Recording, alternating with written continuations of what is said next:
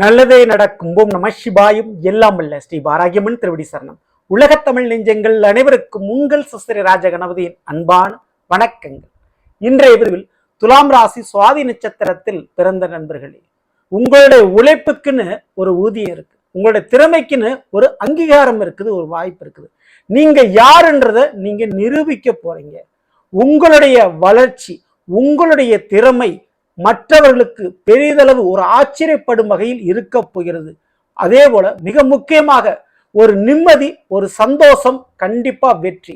இந்த மூன்று ஒரு மனுஷனுக்கு கிடைக்குமா அப்படின்னா கிடைக்கும். இந்த புரட்டாசி மாசத்துல நடக்க போகின்ற 3 கிரக பயிற்சியாலும் மற்ற கிரகங்களுடைய இருக்கக்கூடிய வீடுகளுடைய அமைப்பாலும் இந்த சுவாதி நட்சத்திரத்தில் பிறந்த உங்களுக்கு நிம்மதி, சந்தோஷம், வெற்றி 3 காரியங்கள்ல கிடைக்க போது. இதை பத்தி விரிவ விளக்கமா இன்றைய பதிவில் பார்க்க போறோம். பதிவா ஃபுல்லா பாருங்க. நம்ம சேனல்ல ஏற்கனவே சனி வக்ர பயிற்சி பலன்கள் மற்றும் குரு பயிற்சி பலன்களை பதிவிட்டாச்சு. பார்க்கலன்னா சேனலை பாருங்க. மேலும் டிஸ்கஷன் லிங்க் தரேன், பிரஸ் பண்ணி பார்த்து பயனடைஞ்சுங்க.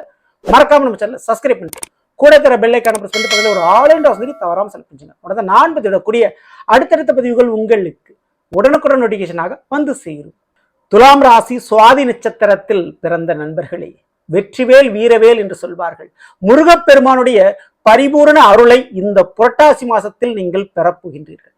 முருகப்பெருமானுடைய துணை பரிபூர்ணமாக இந்த புரட்டாசி மாசத்துல உங்களுக்கு இருக்க போது. காரணம், உங்களுடைய துலாம் ராசியில செவ்வாய் என்கிற ஒரு கிரகம் அமரப்போகிறது. செவ்வாய் என்கிறவங்க முழுமையா இருக்குது துலா ராசியில் இந்த புரட்டாசி மாசம் முழுவதும். சோ செவ்வாய் என்கிற கிரகத்துக்கு அதிதேவ தெய்வமாக இருக்கக்கூடியது முருகப்பெருமான் தான்.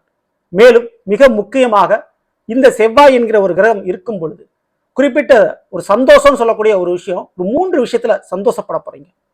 அது மிக முக்கியமா 2ஆம் வீடு, உங்களுடைய துலாமிற்கு 2ஆம் வீடு எது? விருச்சகம். அதற்கு அதிபதி செவ்வாய், அவர் உங்க ராசியில் இருக்கிறார்.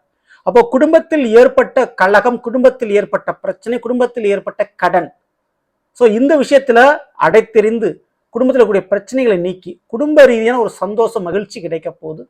குடும்பத்துல தவறான பாதைக்கு போனவங்க இப்போ உங்களுடைய கண்ட்ரோலுக்கு வந்துருவாங்க.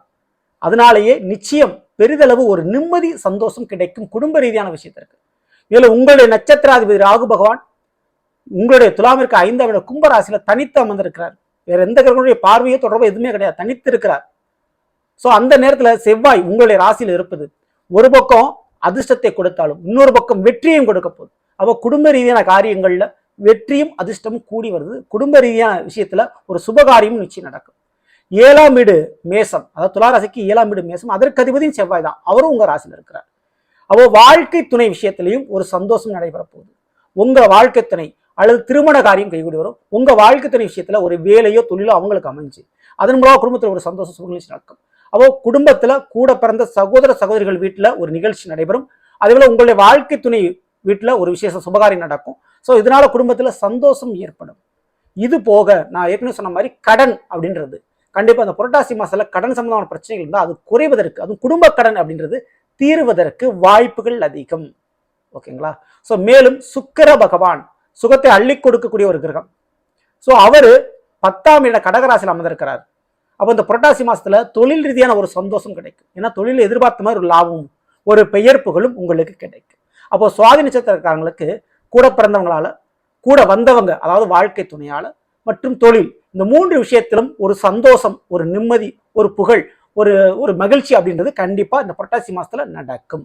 இந்த 3 உறவுகள் ரீதியாக ஏதாவது ஒரு பிரச்சனைகள் இருந்தாலும் அந்த பிரச்சனைகளும் சரியாகுங்க.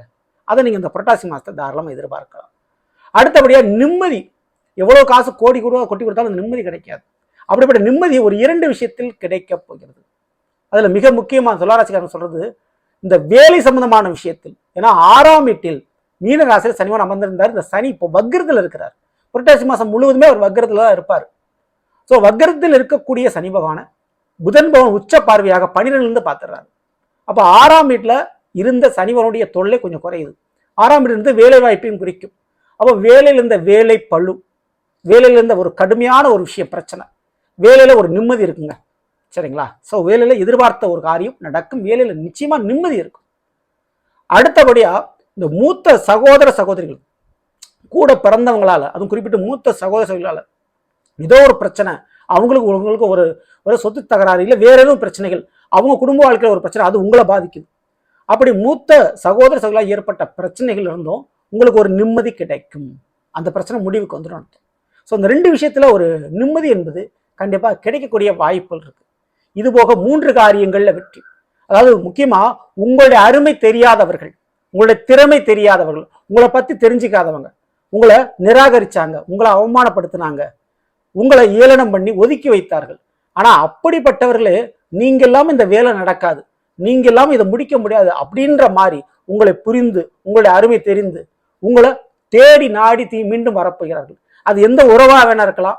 அதே போல நீங்க வேலை பார்க்கக்கூடிய கம்பெனியில் இருக்கக்கூடிய வேலையாட்களா இருக்கலாம், நீங்க தொழில் பண்ணக்கூடிய பார்ட்னர்ஷிப்பா இருக்கலாம். ஸோ உங்களுடைய நற்குணம், நல்ல குணமும் உங்களுடைய திறமையும் தெரிந்து மீண்டும் உங்களுக்கு வரப்போகும் வெற்றி வாய்ப்புகள் அது எந்தெந்த விஷயத்துல அப்படின்னு பார்த்தீங்கன்னா, முதல்ல பெரிய பெரிய பதவி வாய்ப்புகள், அரசியல் பதவி, சினிமா பதவி போன்ற வாய்ப்புகளாக இருக்கலாம். அதே போல உங்களுடைய பிள்ளைகள் உங்களுடைய அருமை தெரிந்து உங்களை விட்டு விலகி போனவங்க, ஸோ பிள்ளைகளா இருக்கலாம், இன்னொரு பக்கம் காதல் துணையா இருக்கலாம், காதலாக இருக்கலாம். அப்போ விலகி சென்ற காதலும் விலகி சென்ற பிள்ளைகளும் மீண்டும் வர்றதுக்கு வாய்ப்பு உண்டு. அதே போல உங்களை வேலையை விட்டு தூக்குன கம்பெனி அல்லது நிராகரித்த அந்த கம்பெனிலிருந்து நீங்க விடுபட்டு வந்த கம்பெனிலிருந்து மீண்டும் வேலைக்கு சேரக்கூடிய அழைப்பு உங்களுக்கு வரும்.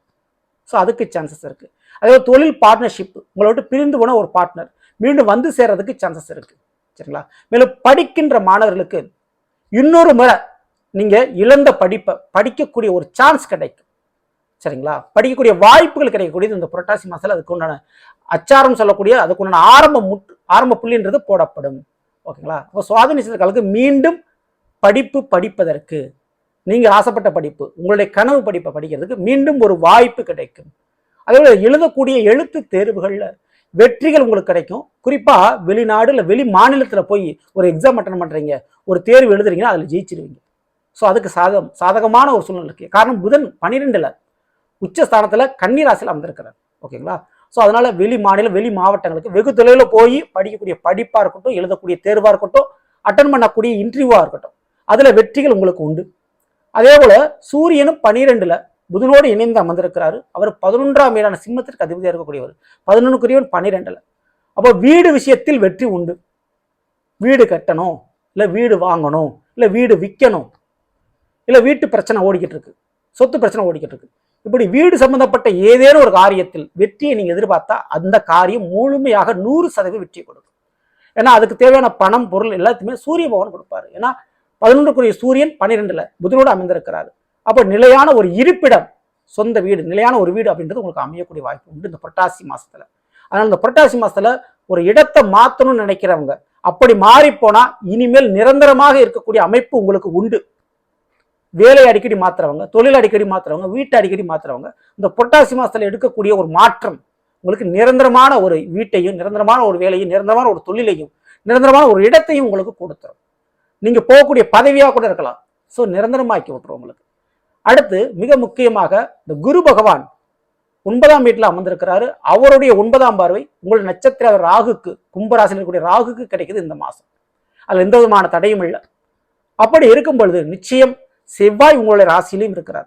அப்போ நில புலன்களால் லாபம், ஒரு போட்டிகள்ல கலந்து ஜெயிச்சு அதனால ஒரு லாபங்கள் பார்ப்பது, மார்க்கெட்டு முக்கியமா வியாபாரத்துல பொருளை கைமாத்தி விற்கிறது, ட்ரேடிங், ஷேர் மார்க்கெட்டு, இது போக ரியல் எஸ்டேட் சம்பந்தமான வியாபாரங்கள், குறிப்பிட்ட கவர்மெண்ட் வேலை சொல்லக்கூடிய மருத்துவத்துறை, post office department, EB department, so இந்த துறைகள் எல்லாம் வேலை வாய்ப்பு கூட லாபமும் தொழில் ரீதியாக அமையும்.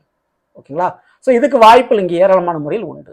ஆக மொத்தம் இந்த புரட்டாசி மாசத்துல நிம்மதி, சந்தோஷம், வெற்றி என 3ம் அடுக்கடுக்கா கிடைக்கும் போது கூடவே முருகப்பெருமானுடைய அருள் உங்களுக்கு பரிவான கிடைக்க போது இந்த ஒரு எப்பேற்பட்ட திருமண தடையா இருந்தாலும் சரி, செவ்வாய் தோஷம் போன்ற பிரச்சனைகள் இருந்தாலும் சரி, அல்லது குழந்தை பாக்கியம் கிடைக்காமல் இருந்தாலும் சரி, முருகப்பெருமானை முழு மனதோடு வணங்குகின்ற பொழுது, குறிப்பிட்டு கந்த சஷ்டி கவசம் படிக்கும் பொழுதும் சரி, அல்லது சஷ்டி விரதம் கடைபிடிக்கும் பொழுதும் சரி, மிகப்பெரிய அளவு ஒரு நன்மை உங்களுக்கு நடக்கும். மேலும் இந்த புரட்டாசி மாசத்துல வரக்கூடிய நவராத்திரி குழுவுக்கு கண்டிப்பா முருகப்பெருமானுடைய சிலைகளும் வைத்து மிக முக்கியமா வழிபாடு செய்யக்கூடிய இந்த சுவாதி நட்சத்திரக்காரங்களுக்கு வெற்றி மேல் வெற்றி கிடைக்கும். பல காரியங்கள், நீங்கள் எதிர்பார்த்த காரியங்கள் தவறாம நீங்க பண்ணுங்க. சரிங்களா? சோ நல்லவர்களே, நாம் துலாம் ராசி சுவாதி நட்சத்திரத்தில் பிறந்தவர்களுக்குரிய பலனை பற்றி பார்த்த நிச்சயமா உங்களுக்கு வயநிலை பிடிச்சிருந்த லைக் நண்பர்களுக்கும் உறவுகளுக்கும் மறக்காமல் சேர்ச்சிங்கள். இதுவரை நம்முடைய சேனல் சப்ஸ்கிரைப் பண்ணாம சப்ஸ்கிரைப் பண்ணீங்க, கூடவே தர பெல்லைக்கான பிரஸ் பண்ணிட்டு பக்கத்தில் ஒரு ஆளுன்ற தவறாமல் செலுத்தி. மேலும் அடுத்த சந்திப்போம்.